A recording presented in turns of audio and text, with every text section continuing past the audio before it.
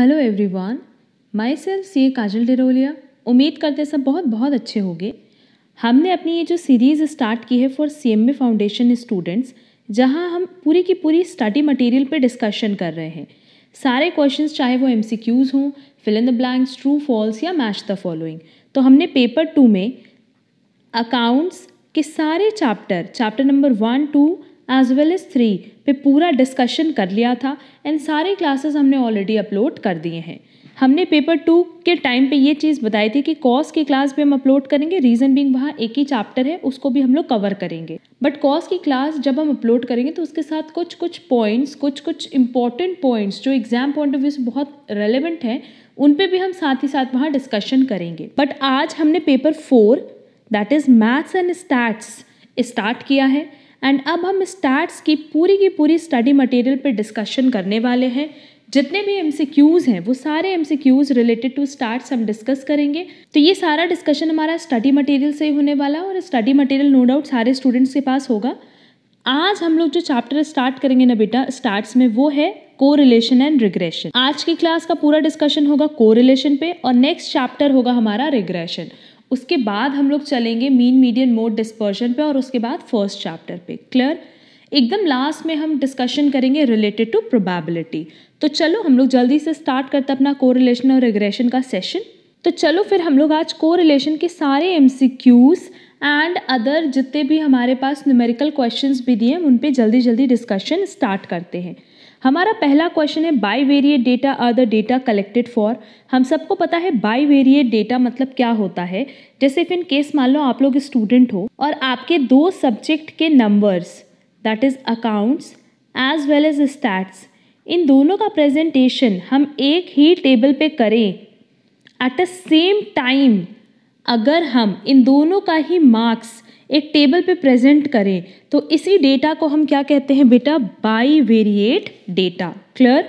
इसका मतलब अकाउंट्स के मार्क्स की बात करो या स्टैट्स के मार्क्स की बात करो, इन दोनों का ही डेटा हम एक पॉइंट ऑफ टाइम पे कलेक्ट करेंगे ना, या फिर कह लो साइमल्टेनियसली कलेक्ट करेंगे, साथ ही साथ कलेक्ट करेंगे, तभी तो हम प्रेजेंटेशन कर पाएंगे कि आपका CMA फाउंडेशन में अकाउंट्स में एंड स्टैटिस्टिक्स में कितना मार्क्स आया है। तो इन दोनों के लिए हमें मार्क्स का कलेक्शन एक पर्टिकुलर पॉइंट ऑफ टाइम पे ही करना पड़ेगा, दैट इज साथ ही साथ करना होगा। और ऐसे ही डेटा को, ऐसे ही प्रेजेंटेशन को हम कहते हैं बेटा बाईवेरिएट डेटा। तो इसका करेक्ट आंसर क्या होगा? C, 2 variables simultaneously. Next question, simple correlation is called. अब देखो सिंपल कोरिलेशन में हम लोग बात करते हैं 2 वेरिएबल के रिलेशनशिप की। सिंपली हमारे पास 2 वेरिएबल दिया होता है और हम उसके रिलेशनशिप की बात करते हैं। तो ये 2 वेरिएबल में जैसे क्या आ जाएगा? हाइट एंड वेट, क्योंकि हम सबको पता है कि हाइट एंड वेट आपस में कनेक्टेड है। प्राइस एंड डिमांड, इनके बीच में इन्वर्स रिलेशनशिप है। तो बेसिकली यहाँ 2 वेरिएबल की बात हो रही है और ऐसे कोरिलेशन को हम क्या कहते हैं बेटा? Linear correlation, that is A। Next, if high values of one tend to low values of other they are said to be. अब देखो क्वेश्चन में ये चीज कह रहा है कि लेट्स से मेरे पास 2 वेरिएबल है 1 एंड 2, अगर इसकी ज़्यादा वैल्यू है तो इसकी वैल्यू कम होगी, या इसकी वैल्यू ज़्यादा है तो इसकी वैल्यू कम होगी।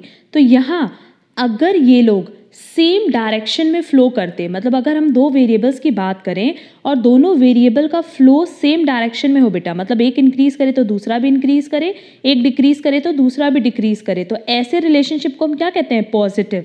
क्लियर? तुम लोग ये सोचते हो कि इंक्रीज को पॉजिटिव, डिक्रीज को नेगेटिव बोलते हैं, नहीं। अगर वो सेम डायरेक्शन में फ्लो करें, फिर भले वो दोनों इंक्रीज हों भले वो दोनों डिक्रीज हों, तो ऐसे कोरिलेशन को हम कहते हैं पॉजिटिव। बट अगर एक इंक्रीज हो एक डिक्रीज हो, या एक डिक्रीज हो एक इंक्रीज हो, तो इस तरह के रिलेशन को हम क्या कहते हैं? नेगेटिव और इनवर्स। क्लियर है? नो कोरिलेशन कब होता है? जब एक में इंक्रीज हो रहा है और दूसरे में कोई भी चेंजेस नहीं हो रहा है। जैसे सबसे अच्छा एग्जांपल हम लोग ले सकते हैं व्हीट एंड शूज का। अब व्हीट एंड शूज के बीच में क्या कोई रिलेशन है? नहीं है। पॉजिटिव में देखो, जैसे हम लोग ले सकते हैं substitute goods, T and coffee, कि अगर टी की प्राइस बढ़ी तो कॉफ़ी की डिमांड बढ़ेगी, अगर टी की प्राइस घटी तो कॉफ़ी की डिमांड घटेगी। और इनवर्स में हम लोग ले सकते हैं प्राइस एंड डिमांड। तो ये तो हम सिर्फ एक एग्जाम्पल दे रहे थे, बट हम ये बता रहे हैं कि कोरिलेशन के केस में तीन तरीके का रिलेशन होता है, एक पॉजिटिव, एक नेगेटिव और एक जीरो। हमेशा याद रखना पॉजिटिव तब होगा जब दोनों वेरिएबल सेम डायरेक्शन में फ्लो करें, नेगेटिव तब होगा जब एक इंक्रीज एक डिक्रीज और वाइस वर्सा हो, और जीरो तब होगा जब एक इंक्रीज हो और दूसरे में कोई चेंजेस ना देखा जाए। तो यहाँ यही बोला है कि एक इंक्रीज हो रहा है और साथ ही साथ एक डिक्रीज हो रहा है, तो नेगेटिवली कोरिलेटेड और इन्वर्सली कोरिलेटेड बोथ इसका करेक्ट आंसर होगा। Clear? Next, the correlation is said to be positive. अभी हमने बताया है कि जब दोनों सेम डायरेक्शन में फ्लो करें, आइदर इंक्रीज और डिक्रीज, तो उसको हम बोलेंगे बेटा पॉजिटिव कोरिलेशन। तो इसका करेक्ट आंसर होगा when the values of two variables move in the same direction, when the values of two variables move in the opposite direction, when the values of two variables would not change or none of these, but obvious A कि when the values of two variables move in the same direction, अगर वो दोनों ही same direction में move करें, that is increasing या decreasing, तब क्या होगा? Positive correlation. क्लियर? अपोजिट वाले में क्या हो जाएगा बेटा? नेगेटिव, और अगर चेंज नहीं हो रहा है इसका मतलब जीरो। क्लियर है? Next, age of applicants for life insurance and the premium of insurance correlations are. अब इफ इन केस मान लो हम लाइफ इंश्योरेंस लेते हैं और मेरी एज लेट से 50 ईयर्स है, हम इंश्योरेंस अगर लेने जाएंगे तो नो डाउट हमें प्रीमियम ज़्यादा भरना पड़ेगा। क्यों? क्योंकि मेरी एज ज़्यादा है बेटा, और हम अपनी लाइफ पे इंश्योरेंस ले रहे हैं, तो नो डाउट वैसे भी मेरी एज की अब कोई गारंटी तो है नहीं, क्योंकि 50 प्लस बाद तो कोई श्योरिटी नहीं होती। तो इस केस में जितनी ज़्यादा एज होगी उतना ज़्यादा हमारा प्रीमियम होगा। तो नो डाउट इनके बीच में क्या रिलेशन है? जैसे जैसे एज बढ़ेगी वैसे वैसे प्रीमियम बढ़ेगा। तो कोरिलेशन कैसा होगा? पॉजिटिव। क्लियर है? क्योंकि सिंपली देख लो कि दोनों वेरिएबल का फ्लो सेम डायरेक्शन में है या अपोजिट डायरेक्शन में। Next, the correlation between sale of cold drinks and day temperature is. अब देखो कोल्ड ड्रिंक्स किस वेदर में सबसे ज़्यादा सेल होती है? समर में। तो जैसे जैसे टेम्परेचर हम सबको पता है कि जैसे जैसे बढ़ता जाएगा, जैसे 45 डिग्री सेल्सियस इसका मतलब बहुत ज़्यादा गर्मी है, और अगर 4 डिग्री सेल्सियस इसका मतलब कोल्ड है। तो जैसे जैसे टेम्परेचर बढ़ेगा वैसे वैसे कोल्ड ड्रिंक की डिमांड बढ़ेगी, क्योंकि कोल्ड ड्रिंक हम लोग कब पीते हैं? जब बहुत ज़्यादा वेदर गर्म होता है, हॉट होता है। क्लियर? तो इसका मतलब डे टेम्परेचर इंक्रीज होगा और कोल्ड ड्रिंक की सेल भी इंक्रीज होगी। तो दोनों सेम डायरेक्शन में फ्लो कर रहे हैं बेटा, तो इसका करेक्ट आंसर क्या होगा? B, positive. क्योंकि इनके बीच में रिलेशनशिप कैसा है? पॉजिटिव। इसीलिए देखो हमने ऊपर एकदम क्लियर डिस्कस किया पहले कि what is positive correlation, what is negative correlation and what is zero correlation, so that तुम लोगों को ये इजीली समझ में आ जाए ये टॉपिक। और most of the time question इसी टॉपिक से आता भी है एग्जाम में।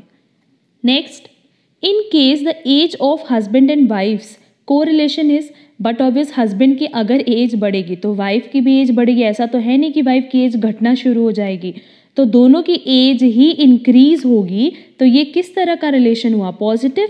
क्यों? क्योंकि दोनों ही वेरिएबल सेम डायरेक्शन में फ्लो कर रहे हैं। तो करेक्ट आंसर क्या होगा बेटा? A, positive. Next, whatever may be the value of R, positive और negative, its square will be. अब देखो आर की अगर हम बात करें, आर किसको डिनोट करता है? हम सबको पता है कि ये कोरिलेशन को डिनोट करता है। अच्छा, अब ये जब कोरिलेशन को डिनोट करा है बेटा, तो इसकी वैल्यू कहाँ से कहाँ तक लाई कर सकती है? -1 is less than equal to r is less than equal to 1। इसका मतलब ये कोरिलेशन की जो वैल्यू है, basically r is coefficient of correlation, तो ये जो कोएफिशिएंट की वैल्यू है ये -1 से लेकर के 1 तक लाई कर सकती है। क्लियर? तो लेट्स से अगर r की वैल्यू -1 है और हमने r स्क्वायर किया, तो नो डाउट -1 कितना हो जाएगा? 1। और अगर r की वैल्यू 1 है तो भी r स्क्वायर कितना हो जाएगा? 1। तो क्वेश्चन में यही पूछा है कि r की वैल्यू चाहे नेगेटिव हो चाहे पॉजिटिव हो, उसका स्क्वायर क्या होगा? But obvious positive. तो करेक्ट आंसर क्या होगा? B, positive only. Next, the value of correlation coefficient lies between, अभी देखो हमने ऊपर डिस्कस किया था -1 and +1, that is A. Next, what are the limits of the correlation coefficient? Again same question पूछा है, हमें पता है इसका answer -1 and 1 including the limits, क्योंकि r की वैल्यू -1 भी आ सकती है और r की वैल्यू 1 भी आ सकती है, बट r की वैल्यू -2 नहीं आएगी और r की वैल्यू 2 भी नहीं आएगी। ये याद रखना, -1 से लेकर के 1 के बीच में ही लाई करेगी, मतलब r -0.50 हो सकता है, r 0.75 हो सकता है, इनफैक्ट r -1 और 1 भी हो सकता है, बट इस लिमिट के बियॉन्ड नहीं हो सकता। तो क्या ये इसका क्या मतलब है इंक्लूडिंग द लिमिट्स, कि क्या वो -1 और 1 को इंक्लूड करता है? हाँ, वो इंक्लूड करता है। तो करेक्ट आंसर होगा B. Clear? Next, if y is equal to a plus b x then what is the coefficient of correlation between x and y। अब देखो, अगर हम लोग बात करें y is equal to a plus b x की ना, तो कई बार इसमें कंफ्यूजन होता है आप लोग को। ये बेसिकली हम लोग का लाइन का इक्वेशन है, दैट इज लाइन इक्वेशन। अब लाइन इक्वेशन में इसको हम लोग डिनोट करते हैं विथ ओरिजिन और इंटरसेप्ट, एंड b को डिनोट करते हैं जो दूसरे वेरिएबल के साथ है एज स्केल। ये क्यों बताया हमने? क्योंकि जब हम लोग मेजर ऑफ डिस्पर्जन पढ़े थे, मीन मीडियन मोड पढ़ा था, रिग्रेशन पढ़ा था, सब जगह इसका यूज आया था। कई जगह लिखा था कि वो ओरिजिन से अफेक्ट नहीं होता, कई जगह लिखा था स्केल से अफेक्ट नहीं होता, कई जगह लिखा था दोनों से अफेक्ट नहीं होता, और कई जगह लिखा था दोनों से अफेक्ट होता है। बेसिकली सबकी प्रॉपर्टीज देखी है ना, तो बहुत बार तुम लोग लर्न कर लेते हो, तुम लोग को पता ही नहीं होता what is origin and what is scale. तो ये चीज़ याद रखना कि ये लाइन इक्वेशन है। क्लियर? अब देखो, कोरिलेशन की अगर हम लोग बात करेंगे ना बेटा, तो y is equal to a plus b x है, ये तो ठीक है, बट कोरिलेशन ना ओरिजिन दैट इज इंटरसेप्ट से अफेक्ट होता है और ना ही स्केल से अफेक्ट होता है। तो इसका मतलब इन दोनों वेरिएबल्स के बीच में रिलेशनशिप हम लोग फाइंड आउट करेंगे तो वो इन टर्म्स ऑफ क्या होगी? साइन, पॉजिटिव या नेगेटिव। क्लियर? तो अगर b पॉजिटिव है तो वैल्यू क्या आएगी कोरिलेशन कोएफिशिएंट की? पॉजिटिव। और अगर b तुम्हारा नेगेटिव है तो कोरिलेशन कोएफिशिएंट कितना हो जाएगा? नेगेटिव हो जाएगा। क्लियर? इसका मतलब b की वैल्यू अगर ग्रेटर देन 0 है, इसका मतलब 0 से ज़्यादा मतलब पॉजिटिव, तो r हमारा क्या आएगा? पॉजिटिव। और अगर b इज लेस देन 0 है, इसका मतलब नेगेटिव की बात कर रहा है, तो r की वैल्यू क्या होगी? जो भी होगी वो नेगेटिव होगी। क्लियर? तो इसका करेक्ट आंसर होगा C, 1 और -1 accordingly as b is greater than 0 और b is less than 0। Clear? Next, scatter diagram helps us to. अब देखो, बहुत सारे मेथड्स हैं जो हम यूज़ करते हैं for calculating coefficient of correlation, that is r। तो कह रहे हैं कि स्कैटर डायग्राम में बेसिकली हम लोग क्या करते हैं? Find the nature correlation between two variables, compute the extent of correlation between two variables, obtain the mathematical relationship between the two variables, और बोथ a एंड c। हम लोग सिर्फ और सिर्फ क्या फाइंड आउट करते हैं? उसका नेचर। करेक्ट आंसर क्या होगा? A, find the nature correlation between two variables, कि दो वेरिएबल्स के बीच में नेचर कोरिलेशन क्या है, इसको हम फाइंड आउट करते हैं with the help of scatter diagram. And अगर हम लोग बात करेंगे स्कैटर डायग्राम की, तो ये बेसिकली किस तरह का डायग्राम होता है? Dot diagram. दोनों वेरिएबल के बीच का जो तुम्हारा इक्वेशन है उसके बेसिस पे एक इस तरीके का डॉट डायग्राम बनता है। क्लियर? अब देखो, बेसिकली अगर हम लोग स्कैटर डायग्राम की बात करें तो स्कैटर डायग्राम इस 3 तरीके से बनता है। एक तो ये पॉजिटिव, एक बनता है बेटा नेगेटिव, और एक बनता है जहाँ पे किसी भी तरह का कोई कोरिलेशन होता ही नहीं है। तो स्कैटर डायग्राम को देख करके क्या पता चलेगा? अगर इस तरीके से तुम्हारा ग्राफ बना है, that is left to right upward, तो यहाँ में ये दिख रहा है कि हाँ पॉजिटिव कोरिलेशन है। अगर लेफ्ट टू राइट डाउनवर्ड बन रहा है तो नेगेटिव, और अगर इस तरीके से फैला हुआ है तो ये क्या हो जाएगा? No correlation, that is r is equal to 0। यही रिप्रेजेंट करता है ये। तो scatter diagram that is dot diagram हमें सिर्फ इतना ही बताता है कि इसके बीच का जो वेरिएबल्स है उनके बीच का नेचर क्या है। क्लियर? तो करेक्ट आंसर क्या हो जाएगा? A. Next, scatter diagram is considered for measuring. देखो, अभी हमने बताया कि लीनियर भी लेते हैं, कर्वी लीनियर भी लेते हैं, हर तरह के रिलेशनशिप को हम फाइंड आउट कर सकते हैं with the help of scatter diagram. तो करेक्ट आंसर क्या होगा? डी, क्योंकि लीनियर रिलेशनशिप भी देखते हैं और कर्वी लीनियर रिलेशनशिप भी देखते हैं, बोथ ए एंड बी। अभी देखो, जो ग्राफ हमने बताया था वो इसीलिए बताया था सो दैट आपके नेक्स्ट टू नेक्स्ट कई सारे क्वेश्चंस उससे सॉल्व हो जाएं। नेक्स्ट बोला, if the plotted points in a scatter diagram lie from upper left to lower right. क्या बोल रहा है? Upper left to lower right, then the correlation is basically price and demand का जो कर्व था वो भी इसी तरीके से बनता था। तो यहाँ पे किस तरह का रिलेशन है बेटा? Negative, that is C. Next, if the coefficient of correlation between x and y is 0.28, covariance given है, वेरियंस ऑफ x गिवन है, तो standard deviation of y calculate करना है। तो सिंपली यहाँ पे हम लोग फॉर्मूला अप्लाई कर सकते हैं। एक फॉर्मूला था जहाँ पे correlation coefficient is equal to क्या था? Covariance x y divided by under root variance of x into variance of y। याद होगा? तो देखो, r गिवन है बेटा क्या? 0.28, ये तो गिवन है ना। ये देखो, इस तरीके से भी लिख सकते थे, और r x y तो इसका वैल्यू दिया था 0.28 इज इक्वल टू कोवेरियंस का वैल्यू दिया है 7.6 divided by variance of x दिया है बेटा कितना 9 इनटू वेरियंस ऑफ y हमें नहीं पता, तो वेरियंस ऑफ y हम निकाल लेते हैं। क्लियर। अब देखो इसको सॉल्व करोगे कैसे, बोथ साइड आप क्या करो स्क्वायरिंग कर दो।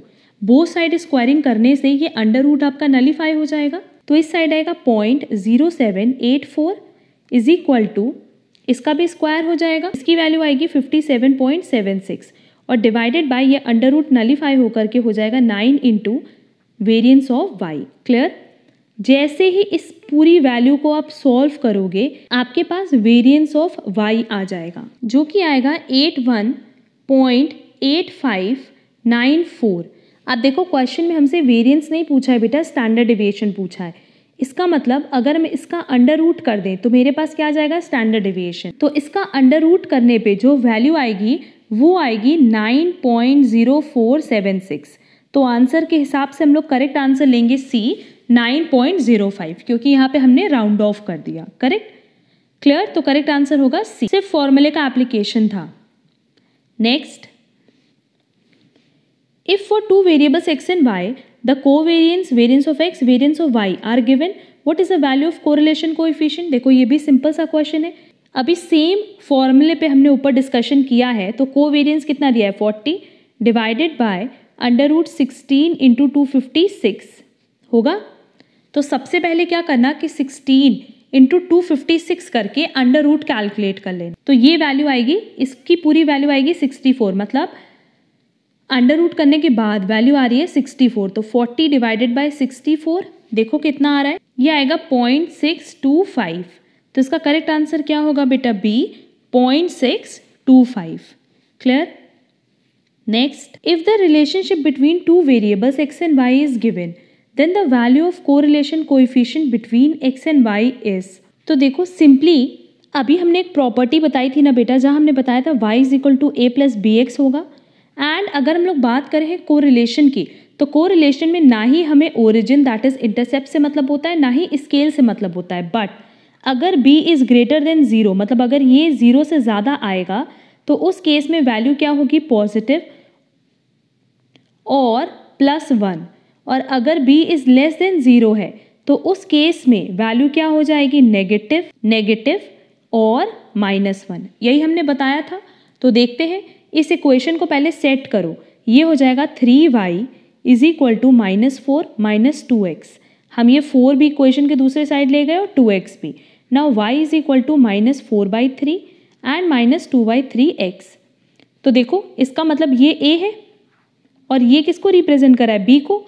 क्यों? क्योंकि इक्वेशन क्या था y is equal to a plus b x. इसका मतलब b क्या है बेटा, b इज लेस देन 0 है, दैट इज नेगेटिव है।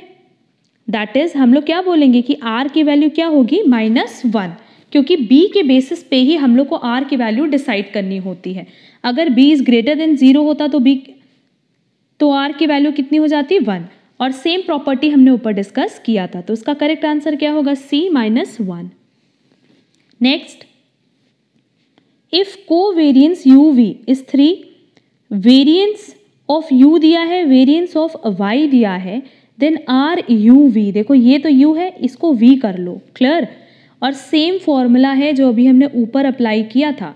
कोवेरियंस कितना है 3 divided by under root 4.5 into 5.5। अब इसको जब हम सॉल्व करेंगे, सिंपली इसको कैलकुलेटर पे सॉल्व कर लो, तो उसका करेक्ट आंसर आएगा B 0.603। Next, what is the coefficient of correlation from the following data. अब देखो हमारे पास डेटा दिया हुआ है और हमारे पास फॉर्मूला बहुत सारा है एज पर कार्ल पियर्सन मेथड। अब कार्ल पियर्सन मेथड के हिसाब से आप इस पर कोई भी फॉर्मूला अप्लाई कर सकते हो एंड आर का कैलकुलेशन कर सकते हो। बट इस क्वेश्चन को सॉल्व करके हम दिखा देते हैं। देखो एग्जाम में नो डाउट ऐसा क्वेश्चन आपके एग्जाम में नहीं आएगा, रीजन बिंग अभी MCQs आ रहे हैं, बट स्टिल हम इसको सॉल्व करके दिखाते हैं, फॉर्मूले का एप्लीकेशन दिखा रहे हैं। तो देखो ये वाला क्वेश्चन हम लोग कैसे करेंगे। हमारे पास जो क्वेश्चन था बेटा उसमें x हमारे पास कितना था 1 2 3 4 एंड 5, और y हमारे पास दिया है 8 6 7 5 5। तो क्योंकि वैल्यूज़ बहुत छोटी छोटी हैं तो हम लोग r x y को सिंपली कैसे निकालेंगे, summation x y minus summation x summation y divided by n whole divided by under root summation x square minus summation x by n का whole square multiply summation y square minus summation y divided by n का whole square. Clear? ये वाला formula choose करने का reason बेटा सिर्फ इतना है ना कि यहाँ पे वैल्यूज़ बहुत छोटी छोटी हैं, तो बहुत ही ईजिली हम लोग कैलकुलेशन कर सकते हैं। इस फॉर्मूले के अकॉर्डिंग हमें एक्स वाई की वैल्यू चाहिए। देखो summation x summation Y, X और वाई दोनों ऐड करके चाहिए, इसके अलावा एक्स का स्क्वायर चाहिए एंड वाई का स्क्वायर चाहिए। तो जल्दी से कैलकुलेट कर लेते हैं इसका टोटल और इस पूरी फिगर को टोटल करके लिखो। 8 6 2 ज़ा 12 7 3 ज़ा 21 5 4 ज़ा 20 5 5 ज़ा 25। तो इसका भी टोटल करेंगे। एक्स स्क्वायर तो सिंपली निकल जाएगा 1 4 9 16 25 और वाई का भी स्क्वायर हो जाएगा 64 36 49 25 एंड 25। बस सबका टोटल निकाल लो। सबका टोटल निकालते ही ये क्वेश्चन हमारा सॉल्व हो जाएगा। अब देखो इसका हमने टोटल कर लिया है। अब इस टोटल को बस इस फॉर्मूले में आपको पुट कर देना है। जैसे ही आप पुट करोगे ये सारी की सारी वैल्यूज इस फॉर्मूले पे, आपका R that is coefficient of correlation calculate हो जाएगा। तो इस इक्वेशन को सॉल्व करके जो वैल्यू आएगी वो आएगी C माइनस 0.85। तो इसका करेक्ट आंसर होगा C। Next, maximum value of rank correlation coefficient is. Maximum value कितनी हो सकती है बेटा? हम लोग को पता है कि रैंक कोरिलेशन से मतलब नहीं, मतलब किससे? कोरिलेशन कोएफिशिएंट से। ये वैल्यू लाई कर सकती है 1 -1 से लेके 1 के बीच। तो बट ऑब्वियस मिनिमम कितनी हो सकती है? -1 और मैक्सिमम कितनी हो सकती है? 1। तो करेक्ट आंसर होगा B +1। And rank correlation coefficient भी एक मेथड है scatter diagram and Karl Pearson method की तरह, जिससे हम R that is coefficient correlation की वैल्यू कैलकुलेट कर सकते हैं। Clear? Next, the sum of the difference of rank is. जब हम लोग रैंक का डिफरेंस निकालेंगे और उसका सम करेंगे ना, तो वैल्यू हमेशा क्या आती है? 0। इसीलिए हम लोग उसके सम को, जो डिफरेंस का सम है उसको नहीं कंसिडर करके किसको कंसिडर करते हैं क्वेश्चन में? डी के स्क्वायर को। फॉर्मूला याद होगा रैंक कोरिलेशन का 1 - 6 summation D square divided by N square -1। तो देखो यहाँ पे जो डी है ये किसको डिनोट करता है? डिफरेंस ऑफ रैंक को। और डिफरेंस ऑफ रैंक में हम लोग कभी भी डी नहीं लेते बेटा, उसका स्क्वायर लेते, क्योंकि पता ही है कि डी का समेशन हमेशा कितना आएगा? 0। क्लियर है? तो इसका मतलब आंसर क्या हो जाएगा? C 0। Next, for a group of 8 students the sum of square of difference in rank for maths and stats marks was found to be 50। What is the value of rank correlation coefficient? अभी देखो formula तो हमने ऊपर बताया ही था। n कितना दिया है? 8 दिया हुआ है। And sum of squares of difference मतलब डी स्क्वायर का समेशन दो सब्जेक्ट का that is maths and stats का कितना दिया है बेटा? 50। तो हम लोग को क्या निकालना है? रैंक कोरिलेशन कोएफिशिएंट निकालना है। तो सिंपली हम लोग फॉर्मूले पे वैल्यू पुट कर दें। तो फॉर्मूले पे वैल्यू पुट करेंगे तो आएगा 1 - 6 समेशन डी स्क्वायर कितना दिया था? 50 और n कितना दिया था? 8। तो 8 स्क्वायर -1। बस इसको जैसे ही आप सॉल्व करोगे आपके पास करेक्ट आंसर आ जाएगा। 8 × 63 कर रहे हैं क्योंकि ये 8 8 64 -1। आप इसको जैसे ही सॉल्व करोगे आपके पास वैल्यू आ जाएगी। ये वैल्यू आएगी 1 - 0.5952। बस तो एग्जैक्ट वैल्यू कितनी आ रही है? 0.4047। तो देख लेते हैं ऑप्शन में कहाँ दिया है। ऑप्शन में हमारे पास दिया हुआ है B 0.40। उसने राउंड ऑफ कर लिया और आंसर आ गया 0.40। क्लियर? सिर्फ फॉर्मूले पे वैल्यू पुट करना था। Next, for 10 pairs of observation number of concurrent deviations was found to be 4। What is the value of the coefficient of concurrent deviation? देखो बेसिकली 4 मेथड्स हैं फॉर कैलकुलेटिंग कोएफिशिएंट कोरिलेशन, जिसमें से चौथा method कौन सा है? Concurrent deviation. अब इसका फॉर्मूला भी देख लो। RC = √2C - n/n। अब देखो यहाँ पे ना प्लस माइनस का साइन लेते हैं, क्योंकि अंडर रूट में कोई भी चीज़ हम माइनस में नहीं रखते। तो अगर इफ इन केस मान लो ये वैल्यू माइनस आई ना, तो हम यहाँ पे भी प्लस माइनस ले लेते हैं, सो दैट अगर ये वैल्यू माइनस है तो ये भी माइनस प्लस करके अंडर रूट सॉल्व कर लेंगे। और फिर यहाँ पे भी हमने प्लस माइनस लगाया हम ये कहना चाहते हैं कि अगर प्लस का साइन अंदर ले रहे हैं तो बाहर भी लेंगे, वो ठीक है, बट अगर अंदर ये वैल्यू माइनस आई तो यहाँ पे भी माइनस लगा देना, यहाँ पे भी माइनस लगा देना, सो दैट हम अंडर रूट सॉल्व कर सके, क्योंकि अंडर रूट में अगर कोई भी वैल्यू माइनस में है तो आप उसको कभी भी सॉल्व नहीं कर सकते। इसके अलावा एक और चीज़ का ध्यान रखते हैं कि कंकरेंट डेविएशन में जो सबसे पहली वैल्यू आती है वो कुछ भी नहीं होती, क्योंकि कंकरेंट डेविएशन में हम क्या करते हैं, ये देखते हैं कि कितना चेंज हुआ और किस डायरेक्शन में चेंज हुआ। जैसे मान लो अगर डिमांड है, पहली डिमांड है 40, फिर है 50, फिर है 70 और फिर है 60, तो फर्स्ट को तुम किसी से कंपेयर नहीं कर सकते, तो हम यहाँ पे कुछ भी नहीं करते, कंकरेंट में यहाँ कुछ भी नहीं करते। बट नेक्स्ट देखो, बढ़ी है, फिर डिक्रीज हुई है, तो यही ना हमारा कंकरेंट डेविएशन है। तो पहली वैल्यू हमेशा क्या होती है, कुछ भी नहीं, क्योंकि फर्स्ट वैल्यू को हम किसी से भी कंपेयर नहीं कर सकते। तो यहाँ जो हमने n लिखा है ना, ये हमेशा क्या होता है, n-1। n कितना है बेटा, 10 है, तो 10 - 1 दैट इज 9।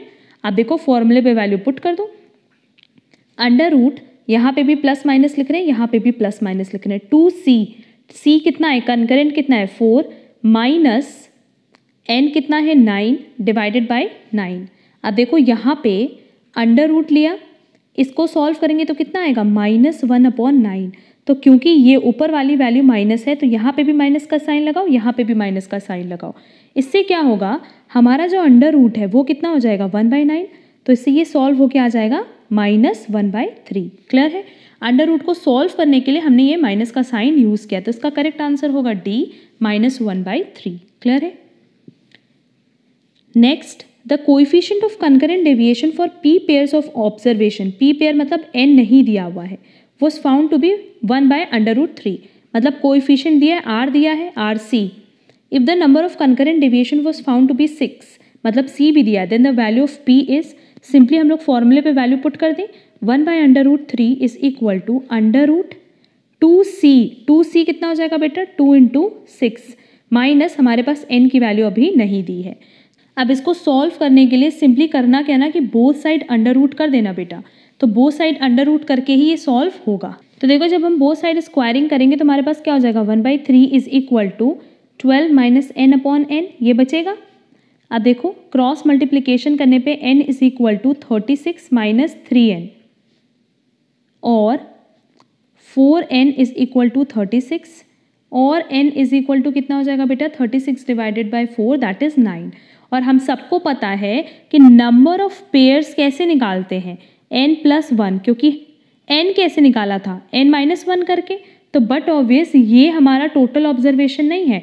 टोटल ऑब्जर्वेशन क्या होगा, n = n+1 होगा। एक ऑब्जर्वेशन बढ़ा दोगे तो तुम्हें पता चलेगा कि टोटल पेयर ऑफ ऑब्जर्वेशन कितने थे। तो इसका करेक्ट आंसर होगा 10, इसका करेक्ट आंसर होगा A, 10। क्लियर है। तो देखो हमारे पास इस चैप्टर में सिर्फ इतने ही MCQs दिए थे, अब इसके बाद ये एक्सरसाइज दी हुई है और हम सबको पता है कि अब एग्जाम में हमारे पास MCQs आते हैं तो इतने बड़े बड़े क्वेश्चंस हमारे पास नहीं आएंगे। बट हम क्या करेंगे ना बेटा, ये जो एक्सरसाइज 1 और 2 हमारे पास दी हुई है, इसमें जितने भी क्वेश्चंस हैं वो किस फॉर्मूले से सॉल्व होंगे वो हम बता देंगे, सो दैट एक बार आपका फॉर्मूला भी रिवाइज हो जाए और आपको कॉन्सेप्ट भी क्लियर हो जाए। अगर उस फॉर्मूले पे बेस्ड होकर कोई क्वेश्चन एग्जाम में आए तो आप इजीली सॉल्व कर पाओ। क्लियर है। अगर आज के किसी भी क्वेश्चन में कहीं कोई प्रॉब्लम हो, किसी भी क्वेश्चन में कोई डाउट हो, तो आप कमेंट बॉक्स में कमेंट ज़रूर करना। और नेक्स्ट क्लास में हम एक्सरसाइज 1 और 2 पे सिर्फ इतना डिस्कशन करने वाले हैं जो कि question exam point of view से रिलेवेंट है कि उस पर कौन से फॉर्मूले का एप्लीकेशन होगा, सो दैट फॉर्मूले का एप्लीकेशन बता देंगे तो नो डाउट आप लोग उसको सॉल्व कर पाओगे। एंड फिर नेक्स्ट टू नेक्स्ट क्लास में हम रिग्रेशन पे डिस्कशन करेंगे। क्लियर। इसके अलावा हमने अकाउंट्स की पूरी स्टडी मटेरियल डिस्कस कर ली थी, सारे बिट क्वेश्चंस अपडेट किए हुए हैं सारे सब्जेक्ट्स के, और पास्ट ईयर क्वेश्चन पेपर पे भी डिस्कशन किया हुआ है।